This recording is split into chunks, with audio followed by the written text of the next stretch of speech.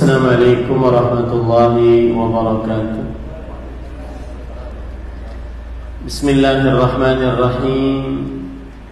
Innal hamdalillah nahmaduhu wa nasta'inuhu wa nastaghfiruh wa na'udzu billahi min shururi anfusina wa sayyiati a'malina.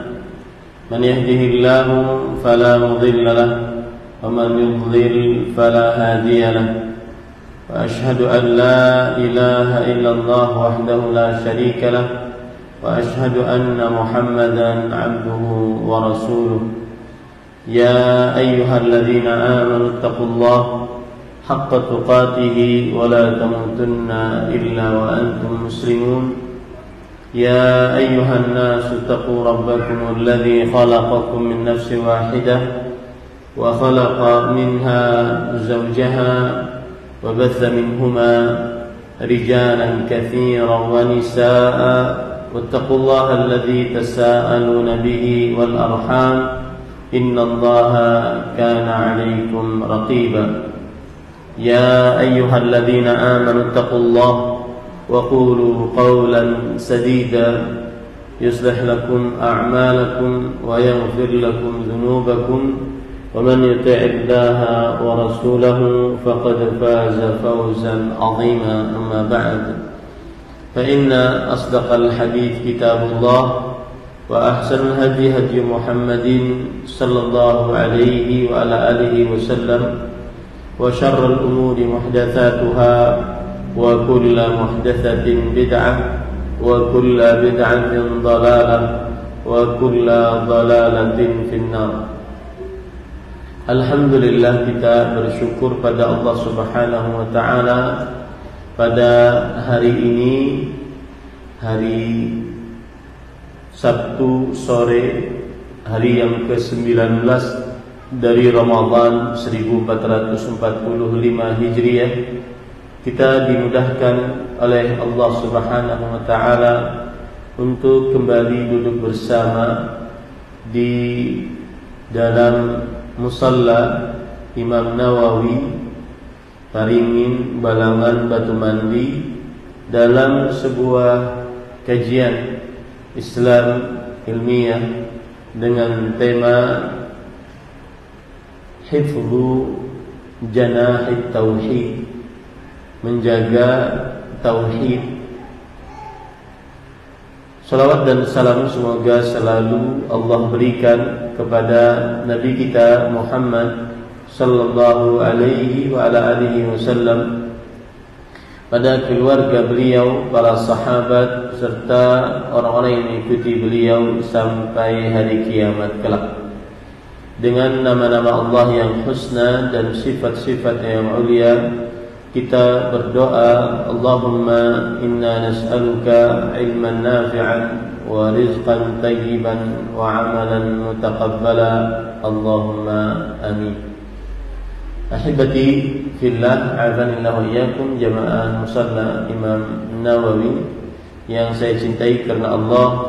Semoga Allah Subhanahu wa ta'ala selalu memberikan afiat kepada kita di dunia dan di akhirat. Pada kesempatan kali ini kita membahas perkara yang berkaitan dengan akidah. Akidah artinya adalah ma yu'minu bihil mar'u imanan jaziman la yatatarraqu fihi syakkun awir raib.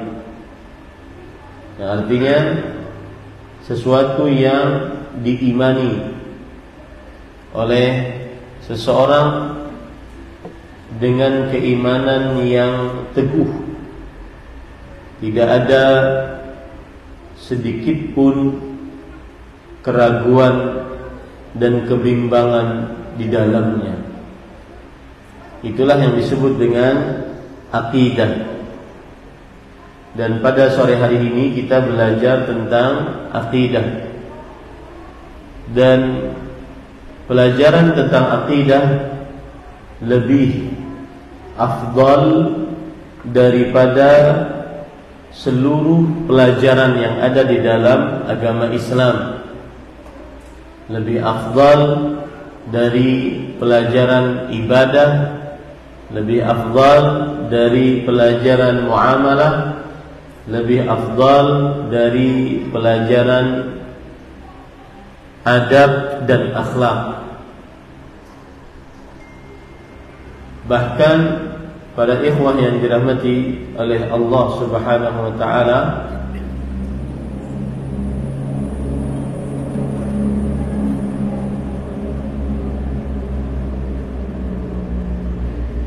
akidah adalah pondasi dari seluruh aspek kehidupan seorang muslim. Pondasi dari segala macam ibadah yang dia kerjakan. Pondasi dari segala macam muamalah yang dia berinteraksi dengannya. Pondasi dari segala macam adab dan akhlak. Seseorang sholat, puasa, zakat, haji, membaca Al-Quran, berzikir, berjihad, tidak ada nilainya jika akidahnya rusak. Maka akidah adalah pondasi dasar dari seluruh amal ibadah. Rasulullah sallallahu alaihi wasallam bersabda, "Innallaha la yaqbalu minal amali illa ma kana khalisan wa btughiya bihi wajhu." Sesungguhnya Allah Subhanahu wa taala tidak menerima dari amalan kecuali yang ikhlas, ini akidah, dan dicari wajah Allah dari ibadah tersebut. Tidak diterima amal ibadah tanpa akidah yang benar. Maka akidah adalah pondasi dari amal ibadah apapun. Dan Allah Subhanahu wa taala berfirman di dalam Al-Quran menyebutkan tentang ibadah orang-orang kafir tidak diterima gara-gara akidahnya rusak. Allah berfirman, "Wa ma mana'ahum an tuqbala minhum nafaqatuhum illa annahum kafaru billah wa bi rasulih wa la ya'tuna as-salata illa wa hum kusala wa la yunfiquna illa wa hum karihun." Yang artinya, dan tidak ada yang menahan dari mereka untuk diterima amal ibadah mereka kecuali karena mereka kafir terhadap Allah dan Rasulnya, dan akhirnya mereka tidak mendatangi sholat kecuali dalam keadaan malas, dan tidak bersedekah kecuali dalam keadaan membenci sedekah tersebut. Ayat ini surah At-Taubah ayat 54 memberikan pelajaran kepada kita bahwa akidah adalah pondasi dari amal ibadah. Maka sore hari ini kita mempelajari pelajaran yang berkaitan dengan akidah, bahkan sulbul akidah, inti dari akidah, yaitu mentauhidkan Allah Subhanahu wa ta'ala. Kalau kita berbicara tentang akidah, perkaranya banyak, ya. Misalkan saya sebutkan perkara-perkara yang berkaitan dengan akidah. Di antaranya beriman kepada Allah Subhanahu wa ta'ala, dan beriman kepada para malaikatnya, kitab-kitabnya, para rasulnya, beriman kepada hari akhir, beriman kepada takdir baik dan buruknya. Ini perkara akidah. Kemudian juga perkara akidah adalah yaitu berpegang teguh kepada Al-Quran dan Sunnah, selalu di dalam kesatuan kaum muslimin, tidak membelot dan memberontak dari persatuan kaum muslimin. Ini perkara akidah. Kemudian juga keyakinan seorang muslim terhadap hak-hak para sahabat, hak-hak ahlul bait, dan juga hak-hak para ulama rahimahumullah ta'ala. Ini juga adalah perkara akidah. Kemudian juga berkaitan hal-hal yang lain yang berkaitan dengan akidah juga adalah tercelaknya perbuatan bid'ah.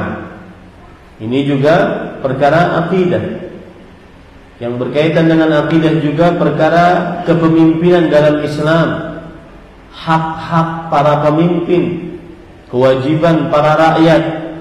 Ini juga perkara yang berkaitan dengan akidah.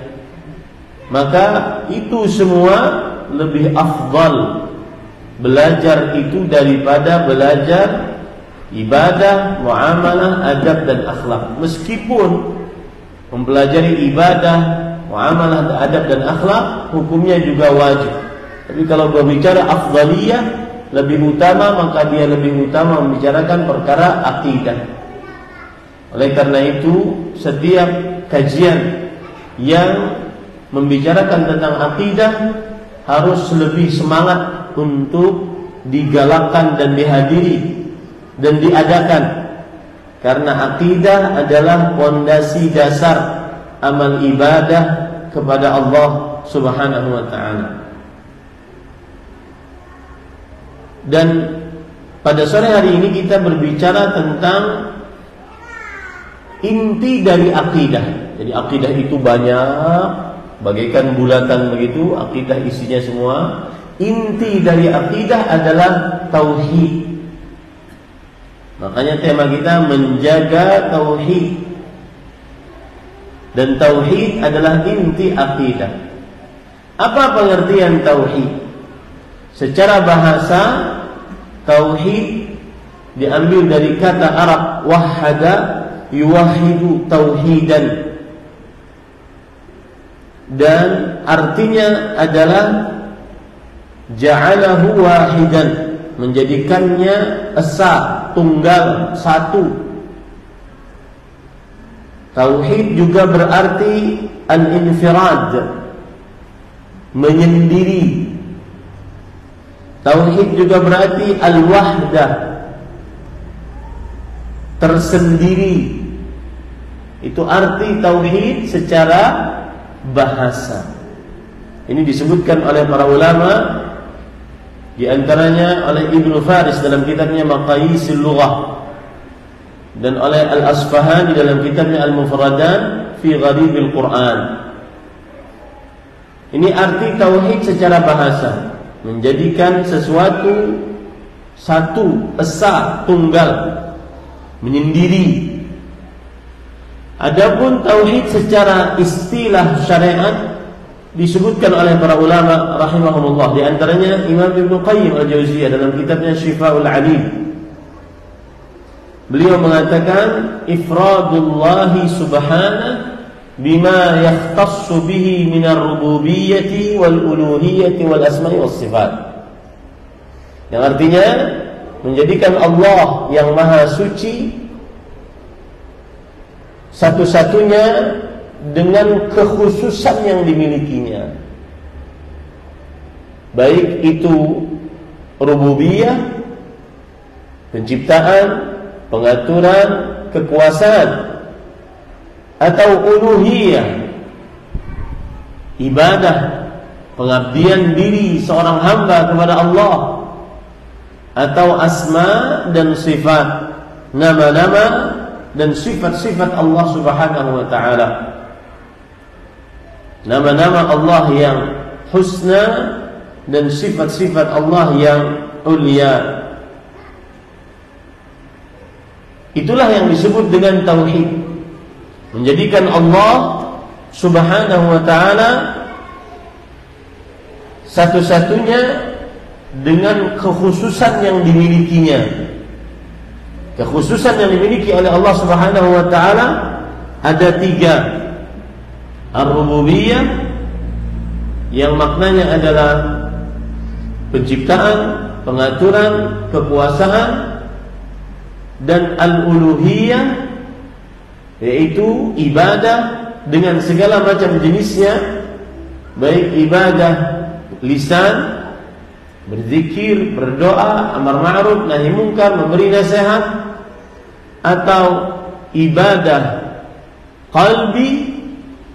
qalbiyah seperti bersyukur, bersabar, tawakal, berharap, rasa takut, rasa cinta, ibadah qalbi, atau ibadah anggota lahiriah, maka itu khusus milik Allah Subhanahu wa ta'ala.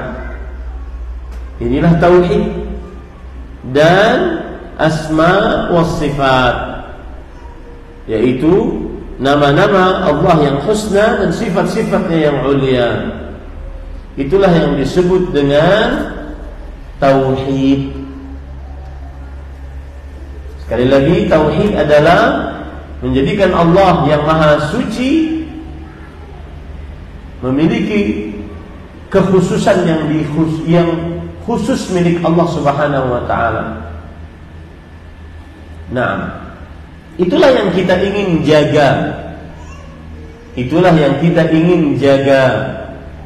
Bagaimana tauhid itu adalah sesuatu yang harus selalu terjaga dalam diri kita, dalam ucapan kita, dalam qalbu kita, dalam anggota tubuh kita, perbuatan dan ucapan kita, selalu di dalamnya terjaga tauhid. Jangan sampai tauhidnya hilang, rusak, atau berkurang, atau tidak sempurna. Karena tauhid adalah kunci kesuksesan dunia akhirat. Allah Subhanahu wa ta'ala, Rasul sallallahu alaihi wasallam bersabda dalam hadis riwayat Bukhari dan Muslim dari Itbani bin Malik radhiyallahu anhu, "Inna Allah harrama 'alan nar man qala la ilaha illallah yabtaghi bidzalika wajha Allah." Yang artinya, sesungguhnya Allah telah mengharamkan atas neraka siapa yang mengucapkan la ilaha illallah, tauhid, mencari dengannya, dengan ucapan tersebut, wajah Allah Subhanahu wa ta'ala. Itulah tauhid. Maka dari hadis ini kita ambil pelajaran, yang bertauhid berarti dia akan selamat di dunia dan di akhirat. Allah Subhanahu wa ta'ala juga berfirman di dalam Al-Quran, "Alladzina amanu wa lam yalbisu imanahum bidzulm ulaika lahumul amnu wa hum muhtadun." Yang artinya, orang-orang yang beriman dan yang tidak mencampurkan keimanannya dengan kezaliman, yaitu dengan kesyirikan, berarti dia bertauhid. Maka merekalah orang-orang yang mendapatkan keamanan, dan merekalah orang-orang yang diberi petunjuk oleh Allah Subhanahu wa ta'ala. Ini para ikhwan yang dirahmati oleh Allah Subhanahu wa ta'ala. Keamanan yang dimaksud di sini adalah keamanan di dunia dan di akhirat. Aman di dunia dari kesesatan, dari penyimpangan, karena dia bertauhid kepada Allah. Aman di akhirat dari neraka, masuk ke dalam neraka ataupun kekal di dalam neraka. Aman, dua-duanya aman. Aman tidak masuk ke dalam neraka, atau kalaupun masuk tidak kekal di dalam nerakanya Allah Subhanahu wa ta'ala. Maka ahibatil muslimun, afanillah wa iyyakum, kaum muslimin, jamaah masjid, jamaah musalla Imam Nawawi yang saya cintai karena Allah, semoga Allah Subhanahu wa ta'ala selalu memberikan afiat kepada kita di dunia dan di akhirat. Itu adalah pendahuluan tentang tauhid. Lalu tema kita menjaga tauhid. Sebelum saya masuk ke dalam ini, saya ingin mereview, mengulang kembali apa yang sudah saya sampaikan. Yang pertama saya sampaikan adalah tema kita berkaitan dengan urusan akidah. Kemudian akidah sudah saya jelaskan tadi. Segala apa yang diimani dalam kalbu dengan keimanan yang kuat, tidak ada keraguan sedikit pun di dalamnya. Kemudian yang saya sebutkan juga, akidah, pelajaran akidah lebih afdal daripada pelajaran ibadah, muamalah, adab dan akhlak. Karena akidah adalah pondasi dari seluruh keislaman. 4 aspek kehidupan Islam: akidah, ibadah, muamalah, adab dan akhlak. Ibadah, muamalah, adab dan akhlak pondasinya adalah akidah. Tidak diterima adab, akhlak, tidak diterima muamalah, tidak diterima ibadah jenisnya apapun tanpa akidah. Dan salah satu dalilnya juga adalah Allah berfirman, "Amila salihan min dzakarin aw untha wa huwa mu'min." Ya, barang siapa yang beramal saleh, baik dari laki-laki ataupun perempuan, dalam keadaan dia beriman, falanuhyiyannahu hayatan thayyibah. Lihat di situ iman itulah akidah. Ya, iman itulah akidah. Amal sesoleh apapun tanpa akidah tidak benar, tidak diterima, tidak mendatangkan kehidupan yang baik sebagaimana disebutkan oleh Allah Subhanahu wa taala di dalam ayat ini, surah An-Nahl ayat 97. Maka akidah adalah pondasi. Begitu juga misalkan dalam ayat Ibrahim ayat 24. Alam tara kaifa daraballahu mathalan kalimatan thayyibatan ka syajaratin thayyibah asluha thabit wa far'uha fis sama' tu'ti ukulaha kullahin bi idzni rabbiha wa yadribu Allahu al-amthal lin-nas la'allahum yatadhakkarun. Surat Ibrahim 24-25. Apakah kamu wahai Muhammad sallallahu alaihi wasallam tidak memperhatikan bagaimana Allah membuat perumpamaan kalimat yang baik? Umpamaan kalimat yang baik. Kalimat yang baik kata Abdullah bin Abbas adalah kalimatul ikhlas. La ilaha illallah, akidah. Perumpamaan kalimat yang baik ini seperti apa? Seperti pohon yang baik, yang berakar kokoh, kemudian pohonnya menjulang ke langit dan memberikan buahnya pada setiap musim dengan izin Allah Subhanahu wa taala. Jadi akidah akan menumbuhkan pohon yang kokoh. Akidah akan menghasilkan buah yang manis yang bisa dipetik setiap musimnya. Sama dengan akidah menumbuhkan ibadah. Orang yang tanpa akidah malas ibadahnya, apalagi di 10 malam terakhir. Ini perlukan akidah yang kokoh nih. Bukan hanya kekuatan mengangkat barbel, tetapi kekuatan akidah sehingga bisa begadang semalaman suntuk tanpa tidur untuk beribadah di 10 malam terakhir. Itu kekuatan akidah. Makanya para ikhwan yang dirahmati oleh Allah, para ulama mengatakan al-mu'minul qawi khairun wa ahabbu ila Allah minal mu'minil dha'if wa fi kullin khair. Seorang yang beriman yang kuat lebih baik dan lebih dicintai oleh Allah dibandingkan seorang beriman yang lemah. Dan semua orang beriman baik. Kekuatan yang dimaksud di sini adalah kekuatan akidah. Bukan kekuatan mengangkat barbel, kekuatan mushaf. Enggak. Kekuatan akidah. Ini para ikhwan. Itu yang akan menghasilkan ibadah. Kalau sudah beribadah di atas fondasi yang benar, maka akan menghasilkan buah. Maksudnya akan diterima amal ibadahnya oleh Allah Subhanahu wa taala. Kemudian yang sudah saya sampaikan juga adalah tauhid. Tema kita menjaga tauhid. Tauhid adalah inti akidah. Dan saya sudah sampaikan permasalahan-permasalahan berkaitan dengan akidah, rukun iman, kemudian permasalahan yang berkaitan dengan kepemimpinan, hak-hak para sahabat, hak-hak ahlul bait, itu permasalahan akidah. Hak rakyat, hak pemimpin, itu permasalahan akidah.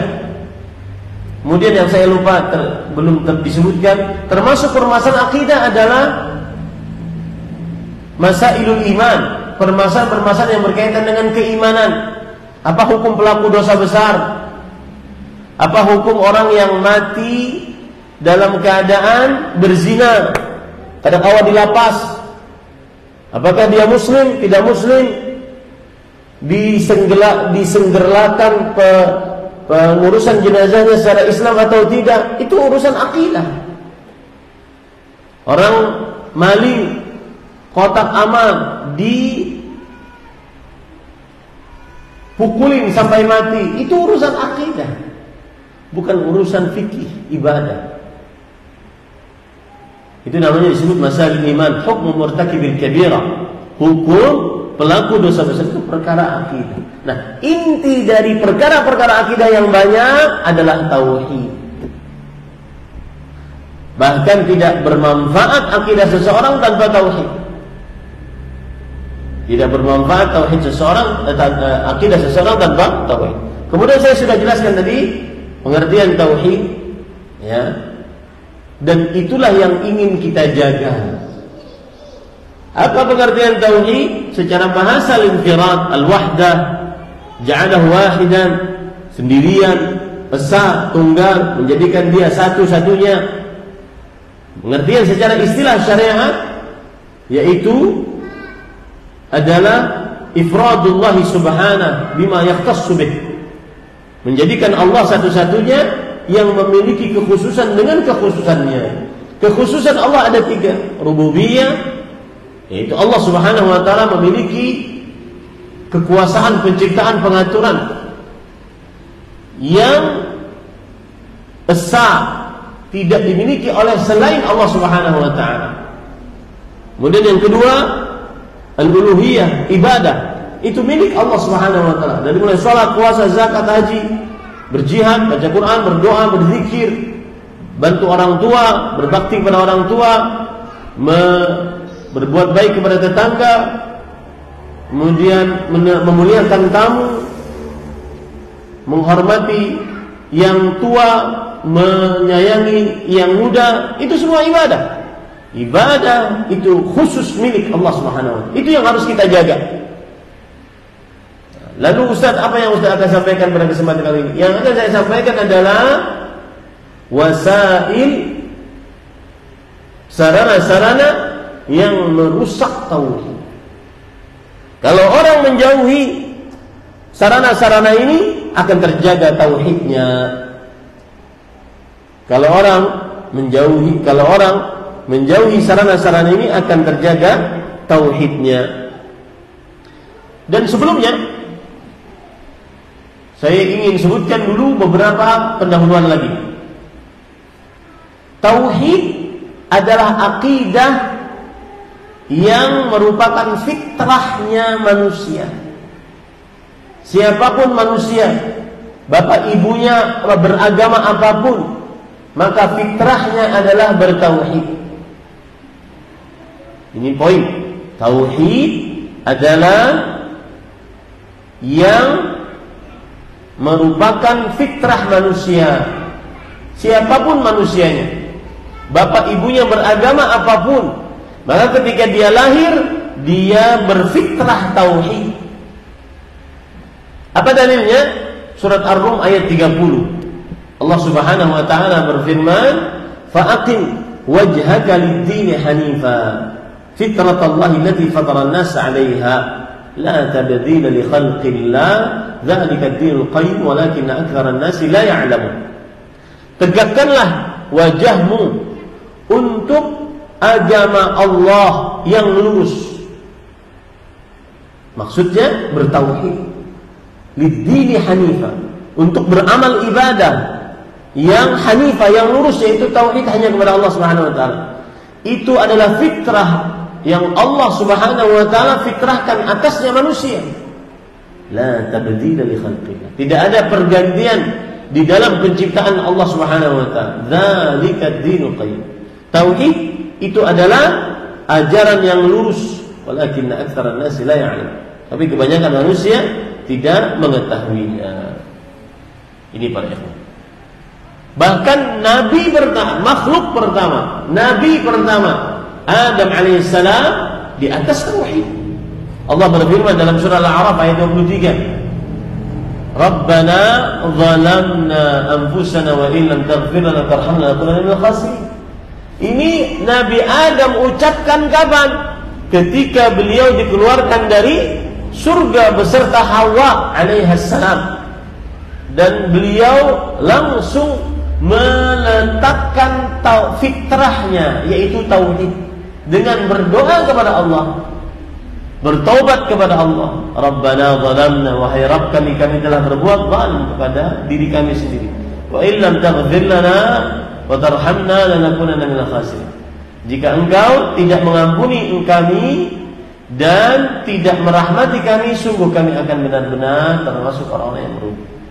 Adam alaihissalam bertauhid. Dan ingat, kita anak cucu Adam sudah diambil perjanjian oleh Allah dari kita, dari mulai kita sebelum lahir, dari mulai kita di dalam tulang sulbi orang tua kita, sudah diambil perjanjian di atas tauhid. Di atas apa? Tauhid. Allah berfirman di dalam surat Al-A'raf ayat 172-173. Wa id akhadha rabbuka min bani Adam, dan ingatlah ketika Rabbmu mengambil perjanjian dari anak keturunan Adam, min zuhurihim, dari tulang sulbi mereka, dzurriyyatahum wa ashhadahum, dan keturunannya Adam dan keturunannya, wa ashhadahum ala anfusihim, Allah bersaksi di hadapan mereka, di hadapan kita semua sebelum kita ada. Alastu bi rabbikum, bukankah aku Rabb kalian? Ya, Rabb artinya yang memiliki rububiyah, Maha Pencipta, Maha Pengatur, Maha Berkuasa, dan yang memiliki rububiyah lah yang paling pantas untuk diibadahi. Kemudian qalu bala syahidna, maka seluruh makhluk dari Adam dan seluruh keturunannya nanti yang sudah ada ataupun yang akan ada mengatakan, iya, kami bersaksi engkau adalah Rabb kami.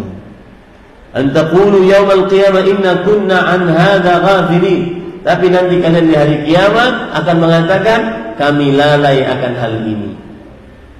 Atau taqulu inna ma asyraka aba'una min qablu wa kunna dzurriyyatan min ba'dihim afatahlikuna bima fa'ala al-mubtilun.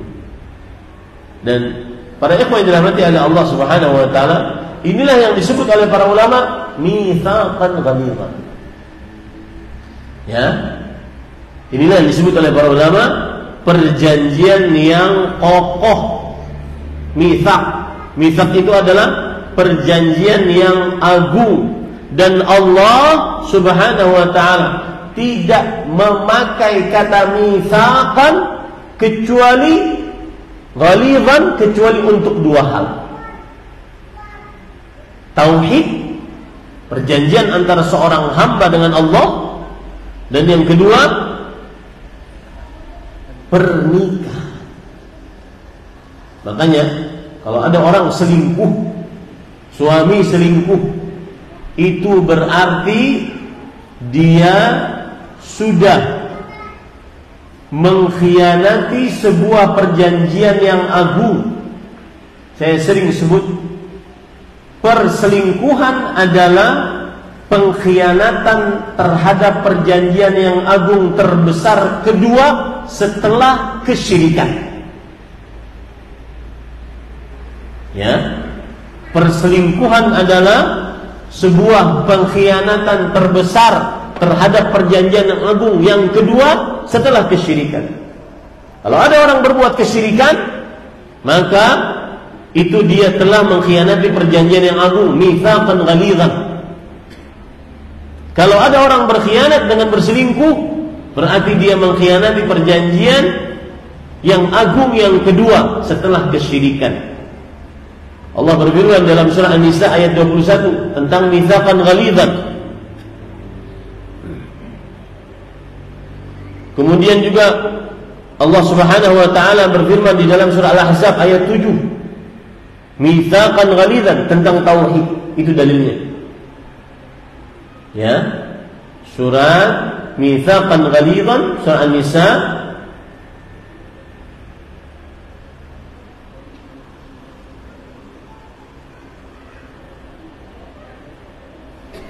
tentang surah An-Nisa, yaitu tentang pernikahan 154 ayat 154, tentang tauhid surah Al-Ahzab ayat 7. Maka hati-hati para ikhwan. Maka sekali lagi kembali ke permasalahan tadi, tauhid adalah fitrah seluruh anak Adam yang sudah diambil perjanjian oleh Allah Subhanahu wa taala agar anak Adam berada selalu di atas tauhid. Makanya kalau ada orang musyrik, orang kafir, berarti dia sudah menyalahi fitrahnya.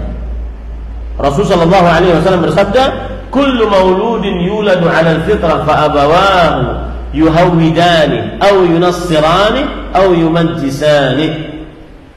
Tidak ada bayi yang terlahir kecuali dilahirkan di atas fitrah, yaitu tauhid. Ya, di atas fitrah, yaitu tauhid. Lalu kedua orang tuanya lah yang menjadikan dia Yahudi atau Nasrani atau Majusi. Fa di sini fa'us sababiyah. Maka sebab paling utama anak itu menyimpang dari tauhid orang tuanya. Mau tidak mau, diakui atau tidak diakui. Nah, ini poin yang patut kita perhatikan, bahwa manusia asal hukumnya di atas tauhid. Manusia atas hukumnya di atas tauhid. Allah berfirman di dalam surah Al-Baqarah ayat 213, "Kana an-nasu ummatan wahidah, fa ba'atha Allahu an-nabiyyina mubasysyirin wa mundzirin." Dulu manusia di atas satu kesatuan, yaitu di atas tauhid. Nah, ini adalah pendahuluan. Kemudian pendahuluan yang selanjutnya, tauhid adalah dakwahnya atau inti dakwah para nabi dan para rasul, termasuk Nabi Muhammad sallallahu alaihi wasallam. Tauhid, akidah tauhid. Jadi pian semestinya sekarang sudah paham apa itu akidah, apa itu tauhid. Paham ya? Kalau ulun tanya apa bedanya akidah dan tauhid, gimana pian jawabnya?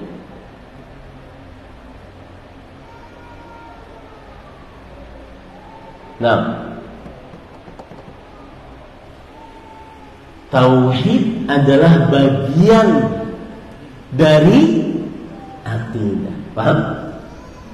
Tahu ya? Tauhid adalah bagian dari akidah. Kalau ulun takuni lagi, apa bedanya akidah dengan manhaj? Manhaj salaf. Manhaj salaf artinya adalah beragama berdasarkan Al-Quran, hadis yang dipahami oleh para salafus saleh. Itu namanya manhaj salaf. Apa bedanya akidah dengan manhaj salaf? Jawabannya apa? Manhaj salaf adalah bagian dari akidah. Paham? Manhaj salaf adalah bagian dari akidah. Karena termasuk perkara akidah adalah beribadah sesuai dengan sunnah, menjauhi bid'ah. Ya, ini para ikhwan yang dirahmati Allah. Termasuk perkara akidah adalah al-i'tisam bil kitab wa sunnah, berpegang teguh kepada Al-Quran dan sunnah. Maka manhaj adalah bagian dari apa? Dari akidah. Paham sekarang ya? Baik. Nah, akidah tauhid adalah dakwahnya, inti dakwahnya para rasul alaihi wassalatu wassalam. Semua rasul inti dakwahnya tauhid, tanpa terkecuali. Allah berfirman dalam surah An-Nahl ayat 36, "Wa laqad ba'atsna fi kulli ummatin rasulan an i'budullaha wajtanibut taghut." Dan sungguh kami telah utus di setiap umat seorang rasul. Apa tugasnya rasul tersebut? Mengajak, ayo beribadahlah kepada Allah. dan jauhilah taghut, sembahan selain Allah Subhanahu wa taala. Ayo beribadahlah kepada Allah dan jauhilah taghut. Itulah tauhid. Ya, itulah tauhid. Kemudian juga Allah berfirman tentang dakwahnya Nabi Nuh dalam surat Al-A'raf ayat 59. Dakwahnya Nabi Hud surat Al-A'raf ayat 65. Dakwahnya Nabi Saleh surat Al-A'raf ayat 73. Dakwahnya Nabi Ibrahim surat Al-Ankabut ayat 16. Dakwahnya Nabi Syuaib surat Al-A'raf ayat 85. Dakwahnya Nabi Isa surat Ali Imran ayat 51. Seluruhnya tauhid. Ya qaumi ibudullah ma lakum min ilahin ghairuh. Wahai kaumku, beribadahlah kepada Allah, kalian tidak memiliki Tuhan selain Allah. Dan itu banyak ayat yang saya sebutkan tadi. Ya qaumi ibudullah ma lakum min ilahin ghairuh. Wahai kaumku, beribadahlah kepada Allah, kalian tidak memiliki Tuhan yang berhak diibadahi selain Allah. Itu tauhid. Nabi Ibrahim misalkan, u'budullah wattaqu, bertakwalah beribadahlah kepada Allah dan jauhilah sembahan selain Allah Subhanahu wa taala. Itu tauhid. Nabi Syuaib juga mengatakan, ya qaumi ibudullah ma lakum min ilahin ghairuh. Wahai kaumku, beribadahlah kepada Allah, kalian tidak memiliki Tuhan yang berhak diibadahi selain Allah. Nabi Isa mengatakan, innallaha rabbi wa rabbakum. Innallaha rabbi wa rabbukum fa'buduh. Hadza shiratul mustaqim. Sesungguhnya Allah adalah Rabbku dan Rabb kalian. Beribadahlah kepadanya. Inilah jalan yang lurus. Maka seluruh nabi, seluruh rasul dakwahnya adalah tauhid. Allah juga berfirman dalam surah Al-Anbiya ayat 25, "Wa ma arsalna min qablika min rasulin illa nuhi ilaihi annahu la ilaha illa ana fa'budun." Tidaklah kami utus seorang rasul sebelum engkau kecuali kami wahyukan kepadanya untuk mendakwahi la ilaha illa ana. Tidak ada Tuhan yang berhak diibadahi selain aku, maka ibadahilah aku. Nabi kita Muhammad sallallahu alaihi wasallam bagaimana? Apalagi Nabi kita Muhammad sallallahu alaihi wasallam 13 tahun di kota Mekah, inti dakwahnya tauhid. 10 tahun di kota Madinah juga berdakwah kepada tauhid. Tauhid adalah inti dakwah Nabi Muhammad sallallahu alaihi wa ala alihi wasallam. Di antara dalilnya adalah hadis riwayat Bukhari dan Muslim dari Abdullah bin Umar radhiyallahu anhuma. Rasul sallallahu alaihi wasallam bersabda, "Umirtu an uqatilan nas hatta yashhadu an la ilaha illallah." Aku diperintahkan untuk beribadah, memerangi manusia sampai mereka bersyahadat la ilaha illallah. Inti dakwahnya para nabi, termasuk Nabi Muhammad sallallahu alaihi wasallam, adalah tauhid. Nah, para ikhwan, saya ingin menuliskan bahwa ini poin terakhir sebelum kita masuk kepada tema kita.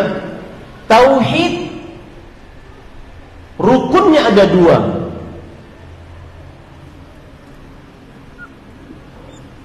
Rukun tauhid,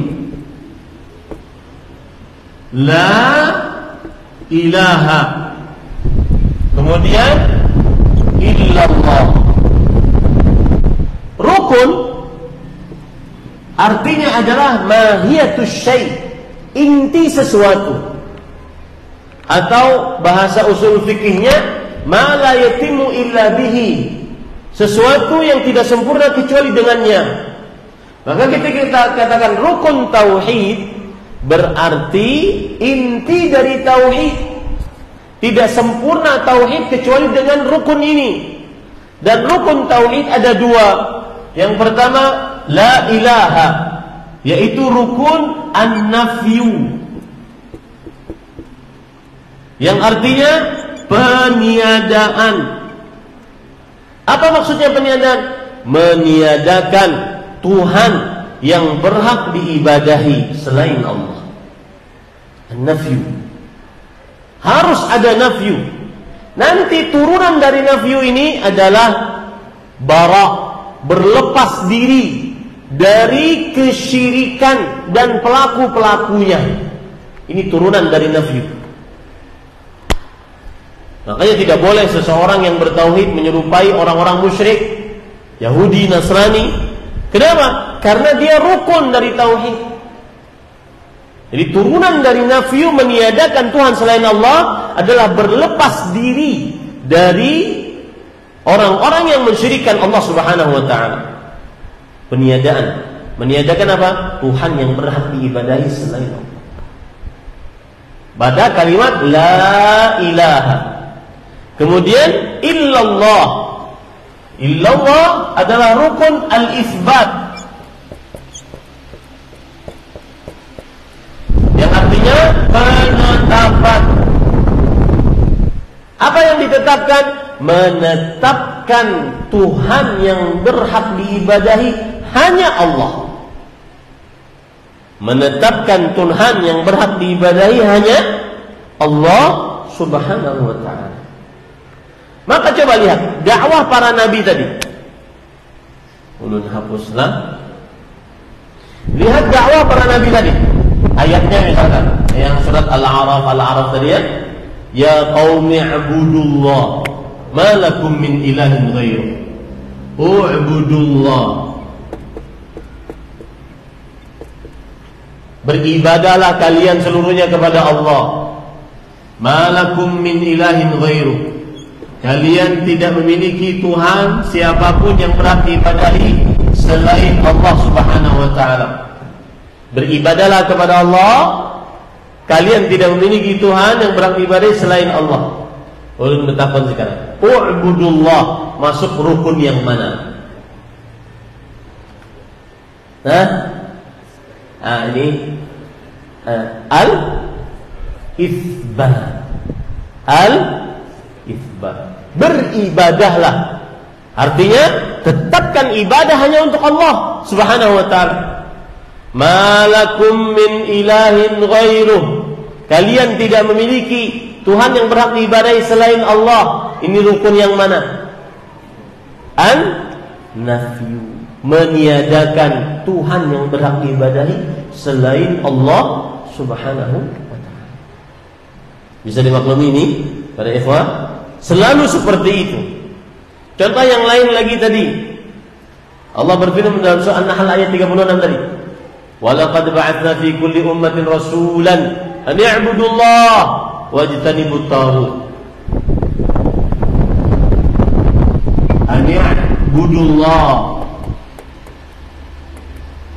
wajtanibut taghut.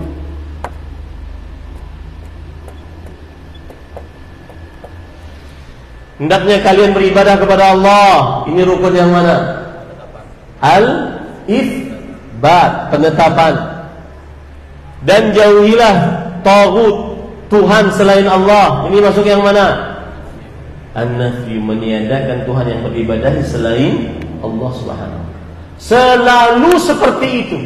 Dan ingat, orang yang mengucapkan kalimat tauhid, la ilaha illallah, walau sejuta kali, tidak akan bermanfaat ucapannya kalau seandainya tidak melaksanakan dua rukun ini. Beribadah hanya kepada Allah dan meniadakan peribadatan kepada selain Allah. Makanya ada syubhat disebutkan oleh sebagian orang begini. Orang-orang dakwah salaf itu aneh. Nabi Muhammad SAW saja sangat menghormati orang yang mengucapkan la ilaha illallah. Karena ada Usama bin Zaid ketika berperang, kemudian ada musuh sudah kalah, lalu sebelum dibunuh dia mengucapkan la ilaha illallah. Usama bin Zaid radhiyallahu anhu mengira bahwasanya itu hanya pura-pura, tetap beliau bunuh. Maka Rasulullah SAW sangat marah. Aqatalta ba'da an qala la ilaha illallah? Apakah engkau membunuhnya setelah dia mengucapkan la ilaha illallah? Kata si pendakwah ini, itu Nabi Muhammad SAW marah kalau seandainya ada orang yang sudah mengucapkan la ilaha illallah dibunuh, tidak boleh dikeluarkan dari Islam.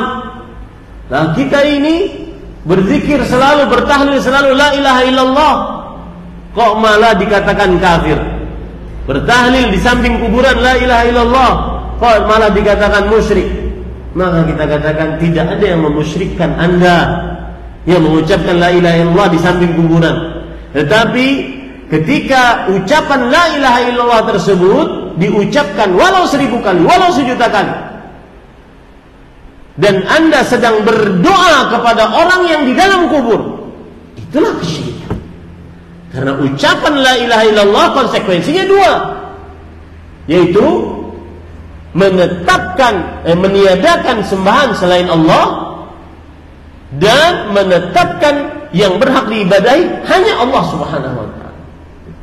Tidak bermanfaat la ilaha illallahnya tanpa dua rukun ini.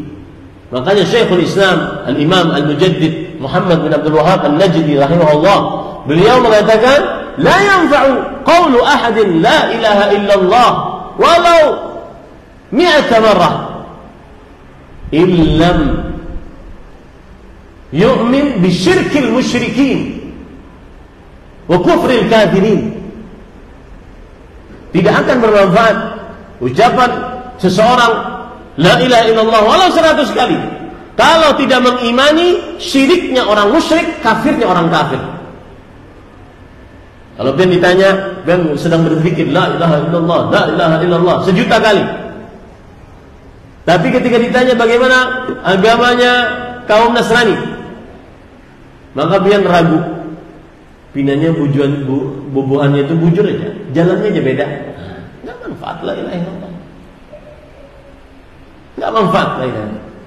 Yang tidak meyakini syiriknya orang musyrik, kafirnya orang kafir, tidak bermanfaat la ilaha illallahnya. Kenapa? Karena salah satu rukun dari la ilaha illallah an-nafyu, berlepas diri dari segala macam kesyirikan. Ya, nah, ini akidah. Ini keyakinan qalbu, keimanan yang tidak boleh kita ragu di dalamnya, dan kita tidak perlu diskusi akan hal ini. Saya nggak perlu diskusi akan hal ini. Ini keyakinan saya, yang saya akan berhadapan dengan Allah dengannya. Tidak perlu masuk diskusi dia. Ini para ikhwan yang dirahmati oleh Allah Subhanahu wa ta'ala. Nah, itu beberapa pendahuluan. Sekarang para ikhwan yang dirahmati oleh Allah Subhanahu wa ta'ala, saya akan sebutkan sarana-sarana yang menghantarkan kepada ketidakterjagaan terhadap tauhid. Sarana-sarana yang menghantarkan kepada ketidakterjagaan terhadap tauhid.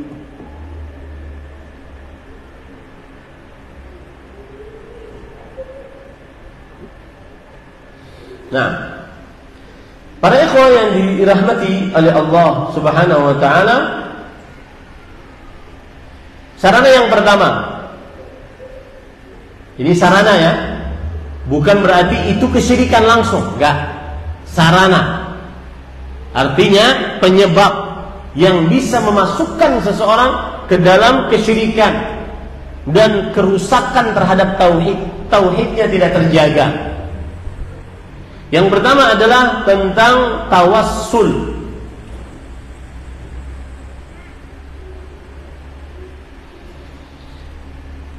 Para ikhwan yang dirahmati oleh Allah Subhanahu wa ta'ala, tawassul pengertiannya adalah at-taqarrubu ila al-matlub wa at-tawassulu ilaihi biraghbah. Mendekatkan diri kepada yang diinginkan dan tersambungnya diri kepadanya. Saya ulangi, mendekatkan diri kepada yang diinginkan dan tersambungnya kepada dan tersambung diri kepadanya. Ini disebutkan oleh Ibnu Faris dalam kitabnya Maqayisil Lughah, oleh Ibnu Manzur dalam kitabnya Lisanul Arab yang merupakan kamus besar bahasa Arab. Inilah yang disebut dengan tawassul. Allah Subhanahu wa taala berfirman dalam surah Al-Maidah ayat 35, "Ya ayyuhalladzina amanu ittaqullaha wabtaghu ilaihil wasilah." Wahai orang beriman, bertakwalah kalian kepada Allah dan carilah kepada Allah al-wasilah. Ini ada kita, ada Allah. Cari kepada Allah al-wasilah, artinya hal yang bisa mendekatkan diri kita kepada Allah, hal yang bisa menyampaikan kita kepada Allah. Cari itu. Itu yang disebut dengan tawassul. Lalu tawassul yang bagaimana yang bisa mendekatkan diri kita kepada Allah? Lihat penafsiran para ulama tafsir. Disebutkan oleh Imam Ibnu Katsir rahimahullahu taala di dalam kitab Tafsir Al-Qur'an Al-Azim. Kata beliau, qala Sufyan ats-Tsauri, qala haddatsana abi an Talhata an Atha an Ibnu Abbas radhiyallahu anhuma ayil qurbah. Sufyan Ibn Sa'id bin Masruq ats-Tsauri rahimahullah berkata, telah mengabarkan kepada kami abi, bapakku, yaitu Sufyan bin Sa'id bin Masruq. Sa'id bin Masruq telah meriwayatkan dari Atha bin Abi Rabah, seorang tabi'i, meriwayatkan dari Abdullah bin Abbas. Abdullah bin Abbas seorang sahabat ahli tafsir, belajar langsung dengan Rasulullah sallallahu alaihi wasallam dan pembesar-pembesar para sahabat. Yang dimaksud dengan wasilah pada surat Al-Maidah ayat 35 adalah al-qurbah, yaitu ketaatan kepada Allah Subhanahu wa taala. Bukan perantara. Bukan perantara. Jadi agar kita sampai kepada Allah, kerjakan ketaatan. Agar kita sampai kepada Allah, dekat dengan Allah, kerjakan ketaatan. Bukan mencari perantara dari para makhluk. Ya, bukan dengan perantara dari para makhluk. Kemudian, wa kadza qala Mujahidun wa Ata'un wa Abu Wa'il wal Hasan wa Qatadatu wa Abdullah ibn Katsir wa Suddi wa Ibn Zaid. Demikianlah juga pendapat Imam Mujahid, seorang tabi'i. Dan Imam Mujahid seorang tabi'i ahli tafsir. Para ulama mengatakan, idza ja'aka an Mujahid fahasbuk. Jika datang tafsiran dari Imam Mujahid, cukup bagimu. Karena beliau ahli tafsir, ya, di generasi tabi'i. Ini para ikhwan yang dirahmati oleh Allah Subhanahu wa taala. Kemudian itulah juga pendapat Atha bin Abi Rabah, seorang tabi, Abu Wa'il, seorang tabi, Al-Hasan Al-Basri, seorang tabi, Qatadah bin Da'amah As-Sadusi, seorang tabi, murid terbesarnya Anas bin Malik, Abdullah bin Katsir, seorang tabi, As-Suddi, seorang tabi, Abdullah bin Zaid, seorang tabi'i. Semuanya menafsirkan tawassul, wasilah yang ada pada surah Al-Maidah ayat 35 artinya adalah al-qurbah, yaitu ketaatan, bukan perantara. Penting ini, bukan perantara. Imam Qatadah bin Da'amah As-Sadusi lebih jelas lagi, beliau mengatakan, ay taqarrabu ilaihi bi ta'atihi wal 'amali bima yurdi, yaitu dekatkanlah dirimu agar sampai kepada Allah dengan mengerjakan ketaatan dan beramal yang diridhai oleh Allah Subhanahu wa taala. Kata Imam Ibnu Katsir, wa hadza alladhi qalahu haula'i al-a'immah la khilafa bainal mufassirin fihi. Ini yang dikatakan oleh para imam, tidak ada khilaf di antara para ulama tafsir. Al-wasilah hiya allati yutawassalu biha ila tahsil maqsud. Wasilah, tawassul adalah sesuatu yang dengannya sampai kepada apa yang dituju. Ingin sampai kepada Allah, kerjakan ketaatan, bukan mencari apa? Perantara. Nah, para ikhwan yang dirahmati oleh Allah Subhanahu wa taala, bagaimana bisa terjadi tawassul penyebab kesyirikan? Ingat ya, saya tidak mengatakan tawassul murni kesyirikan. Tetapi tawassul bisa menjadi penyebab kesyirikan yang dengannya tidak terjaga tauhid. Yang pertama, tawassul yang menjadi penyebab kesyirikan adalah tawassul dengan zat seseorang. Tawassul dengan zat seseorang. Agar sampai ini kita, agar sampai kepada Allah, kita bertawassul dengan zat seseorang dari makhluk.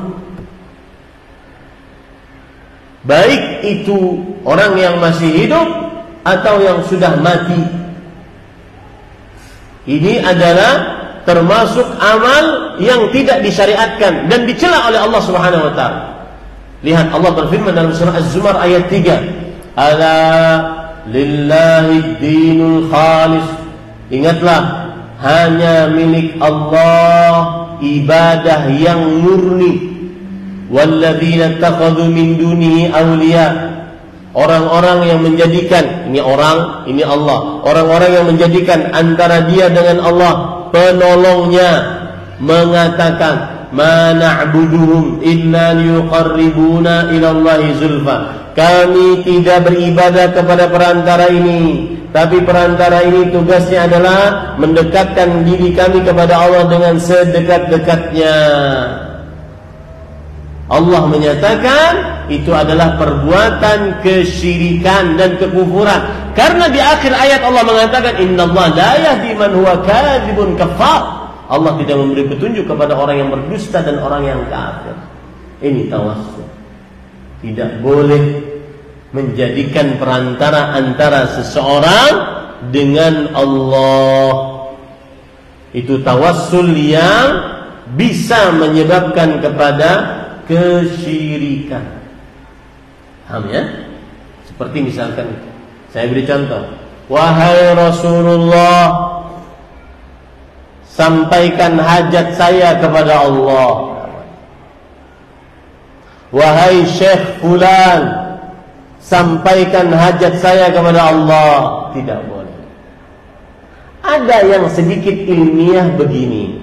Ada dua. Kata dia, ini namanya majaz aqli.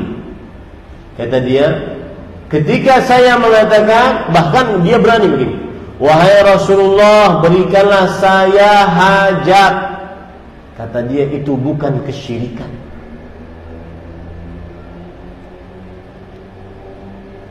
Kenapa? Karena hakikatnya. Nah, ini sudah hakikatnya. Ustaz Abu Zan dulu paham. Hakikatnya dia sedang berdoa kepada Allah. Lisannya saja yang berdoa kepada Rasulullah. Hakikatnya inya juga. Ini satu. Yang kedua, boleh berdoa kepada wahai Syekh Fulan, wahai wali Fulan, berikan hajat kepada saya, berikan anak, rezeki, ketenangan hidup, ketenangan hati, semua perkara yang tidak bisa disanggupi kecuali oleh Allah. Dia minta kepada syekh tersebut, dia minta kepada wali tersebut, dia anggap itu sebagai tawassul. Maka kita katakan itu kesyirikan. Kenapa? Disebutkan oleh Allah tadi dalam surat apa tadi? Ayat berapa tadi? Yaitu surah Az-Zumar ayat 3. Apa alasan mereka? Mana syirik? Itu tidak syirik selama qalbunya masih meyakini Allah Maha Pencipta, Maha Pengatur, Maha Berkuasa.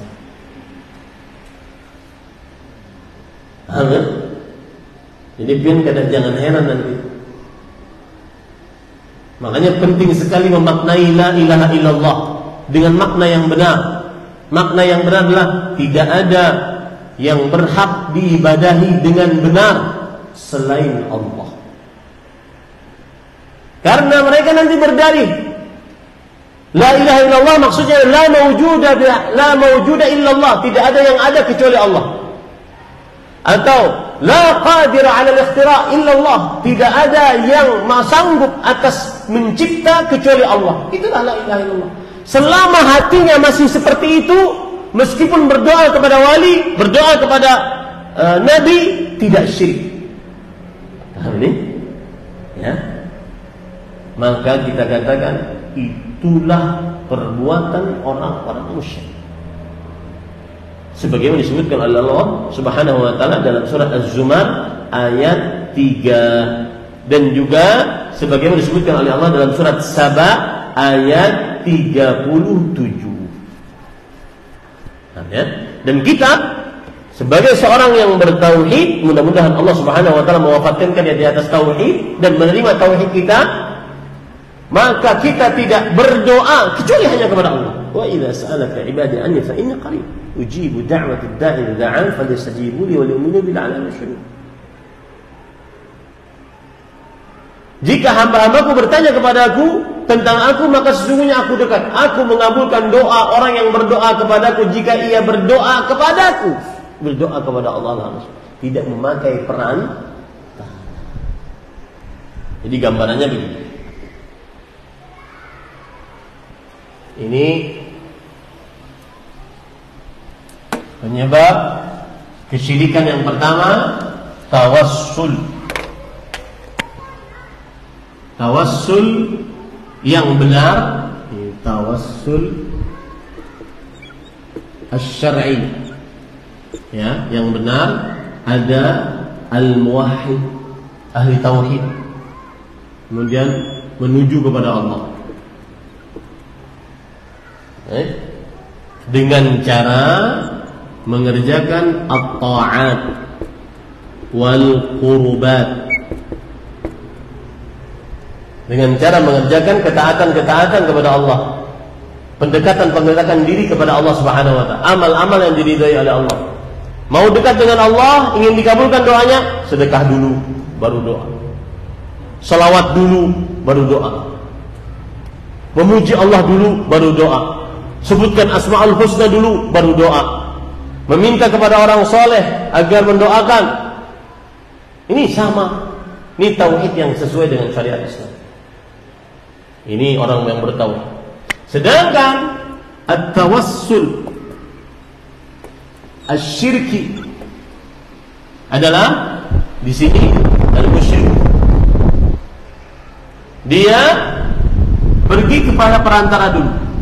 Perantaranya makhluk. Makhluk apapun siapapun. Entah itu malaikat, nabi, jin, apapun siapapun. Baru dia ke sini, Allah. Perantara. Dia minta, entah minta langsung, wahai makhluk, beri saya rezeki. Kok berani sekali. Jadi antum jangan heran kalau nanti ada di kajian-kajian bahwa kalau ada kisah dongeng, ya, ada orang mau nyebrang sungai, kemudian sebutkan nama wali, wahai wali fulan, selamatkan saya. Jangan aneh itu. Karena itulah tawassul bagi mereka. Dan itu boleh bagi mereka. Kenapa? Selama apa tadi? Masih meyakini Allah Maha Pencipta, Pengatur, Berkuasa. Makanya kita berbeda makna la ilaha illallahnya. Jadi memang kadang pernah ketemu itu. Makanya saya katakan, saya enggak perlu debat akan hal ini. Ini keyakinan kita. Ya, no discuss di dalam hal ini. Tidak ada diskusi dalam hal ini. Ini keyakinan akidah. Kan pernah kan dengar cerita kalau ada wali, ada orang melewati sungai, ketika minta sama Allah tinggalan malahnya. Lalu ketika minta sama wali malah selamat. Itu tadi. Kenapa? Karena berarti dia menghormati si wali sebagai perantara untuk bisa sampai. Sedangkan orang ini minta langsung kepada Allah, dia ahli maksiat, tidak pantas langsung minta kepada Allah Subhanahu wa taala. Begitu kisahnya beruntungnya. Dan itu tidak benar. Itu kesyirikan. Karena berdoa kepada selain Allah kesyirikan. Allah berfirman, "Wa annal masajida lillah fala tad'u ma'allahi ahada." Dan masjid hanya milik Allah. Maka janganlah kalian berdoa kepada seorang pun bersamaan dengan kalian berdoa kepada Allah. Fala tad'u ma'allahi ahada. Berdoa kepada Allah, di samping dia juga berdoa kepada selain Allah Subhanahu wa taala. Tidak boleh. 3 menit lagi azan maghrib. Padahal ulun berisi ada beberapa sebab ya, dari sebab-sebab kesyirikan. Ada 6 sebab, baru 1 sebab. Berarti berhutang nih ya, kisahnya berhutang. Kalau dianggap hutang ya, 5 lagi ya. Yang pertama, yang kedua tabarruk. Yang ketiga menjadikan kuburan sebagai masjid. Yang keempat ghulu, berlebih-lebihan memuji orang-orang saleh. Yang kelima mengkultuskan sesuatu. Apa aja dikultuskan? Tasbih, kayu ini, kayu peninggalan tongkat Nabi Sulaiman, Nabi Musa, cincin wasituha. Ya. Kemudian yang keenam, peringatan-peringatan dan perkumpulan-perkumpulan yang bid'ah, yang tidak ada contohnya dari Rasul sallallahu alaihi wasallam. Meskipun kita puasa, meskipun kita memasuki 10 malam terakhir bulan Ramadan, maka ini lebih penting daripada itu semua. Karena ini dasar dari diterimanya i'tikaf kita dan amal ibadah kita di 10 malam terakhir dalam bulan Ramadan. Semoga yang disampaikan bermanfaat, dan apa yang baiknya dari Allah Subhanahu wa taala kita cukupkan dengan kafaratul majlis. Subhanakallahumma hamdik, asyhadu an la ilaha illa anta astaghfiruka wa atubu ilaik. Wassalamu alaikum warahmatullahi wabarakatuh.